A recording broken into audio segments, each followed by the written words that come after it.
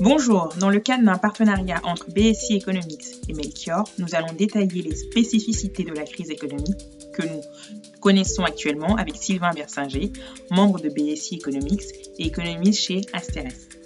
En quoi la crise économique que nous vivons est-elle particulière ? Alors cette crise est particulière parce que c'est une crise qu'on appelle exogène, c'est-à-dire qu'elle vient de l'extérieur du champ de l'économie. Donc les principales crises qu'on a connues ces dernières années ou ces dernières décennies, elles venaient de variables économiques bien connues. Par exemple, la crise de 2008 était due à un excès d'endettement et à une bulle immobilière.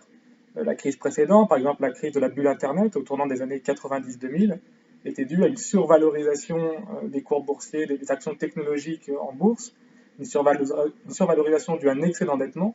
Et quand la bulle a éclaté, ça a généré une crise. Ou encore la crise précédente, en 1992, dite la crise du SME, du système monétaire européen. C'était une crise qui était due aux difficultés d'ajustement des taux de change des différentes monnaies européennes. Donc c'était toutes des crises qui venaient de l'intérieur, on peut dire, de l'économie. Et cette crise-là, elle est tombée sur l'économie un peu comme une tuile qui tomberait sur la tête de quelqu'un dans la rue. Donc c'est bien sûr le virus, qui n'a rien à voir avec l'économie, qui est arrivé et qui a obligé à imposer une distanciation sociale entre les individus. Et donc, mécaniquement, plein d'activités économiques se sont retrouvées paralysées. On pense bien sûr au restaurant, on pense au théâtre, on pense au tourisme.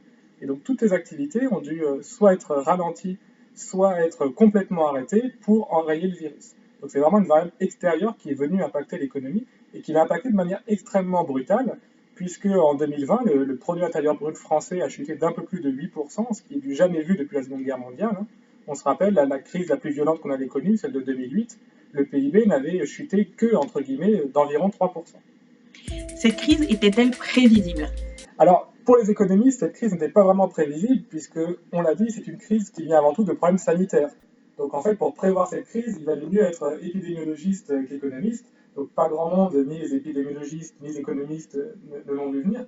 Mais d'un point de vue purement économique, cette crise en fait n'était pas trop prévisible, puisque comme on l'a dit, elle est venue vraiment de l'extérieur de l'économie, elle est venue impacter l'économie depuis la sphère sanitaire. Et donc bien sûr, les économistes ne l'ont pas vu venir, mais on se demande bien comment ils auraient pu l'anticiper, puisque ce n'est pas vraiment une crise économique au sens traditionnel du terme.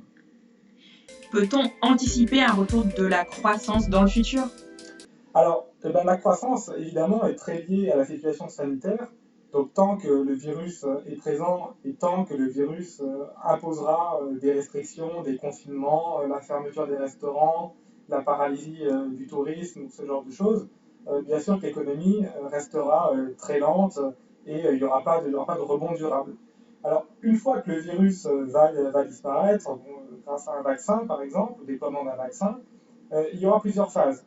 Il y aura une phase de rebond rapide, c'est-à-dire que dès qu'on va rouvrir les restaurants, dès que les gens vont se remettre à pouvoir consommer, voyager librement, normalement, il y aura un rebond rapide. On l'a vu par exemple cet été, ou au mois de décembre. Dès qu'on lève les restrictions, les gens ont envie de consommer.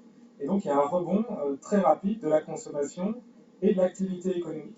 Donc ça, c'est la première phase qui va suivre, on va dire, de quelques mois, la fin de la crise sanitaire.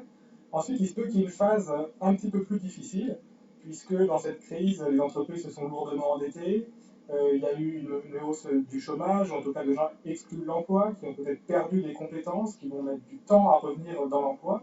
Donc il peut y avoir une période peut-être d'un an ou deux qui risque d'être assez difficile pour sortir de la crise. Et par contre, une fois qu'on sera sorti de la crise sanitaire et que les principales difficultés auront été surmontées, donc notamment que l'endettement des entreprises sera revenu à un niveau plus acceptable, que les gens qui étaient en dehors de l'emploi auront pu revenir dans l'emploi et retrouver leurs compétences, on va dire une fois que l'économie se sera remise de ce choc, donc ce qui peut prendre 1 an, 2 ans, peut-être 3 ans.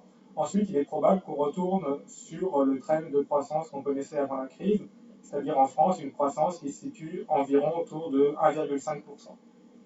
Merci d'avoir écouté ce podcast. D'autres enregistrements sont disponibles sur le site de BSI Economics et Melchior.